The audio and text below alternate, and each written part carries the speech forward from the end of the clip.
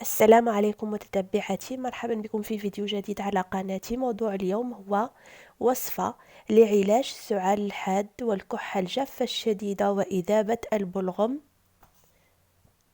بمكونات موجودة في كل بيت، وهي الزنجبيل والثوم والحليب وإضافة العسل اختياري. يعد الزنجبيل واحدا من أفضل الأطعمة لعلاج السعال، لأنه يحتوي على مركبات نشطة مثل الجنجرول ذات الخصائص القوية المضادة للالتهابات. ويساعد الزنجبيل أيضا في استرخاء وتهدئة عضلات الشعب الهوائية وعلاج الالتهابات بسبب خصائصه المضادة للميكروبات.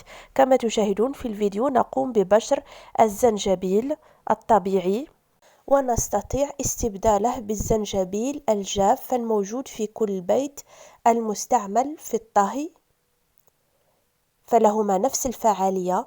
ثم نقوم ببشر الثوم. يعتبر الثوم من أفضل مضادات الجراثيم، وقد أظهرت إحدى الدراسات أن مادة الأليسين التي يحتوي عليها تساعد في علاج التهابات نزلات البرد وأعراضها. وللاستفادة من خصائص الثوم في تخفيف السعال، هو بشر فص من الثوم مع الزنجبيل كما تشاهدون في الفيديو. وبعد بشر المكونين نقوم بوضعهما في إناء خاص لغليه مع كوب من الحليب. كما تشاهدون سنضعهما في إناء، سنضيف كوب من الحليب على هذه المكونات، ثم نضعهما على النار. وبعد الغليان نقوم بفلترة الحليب.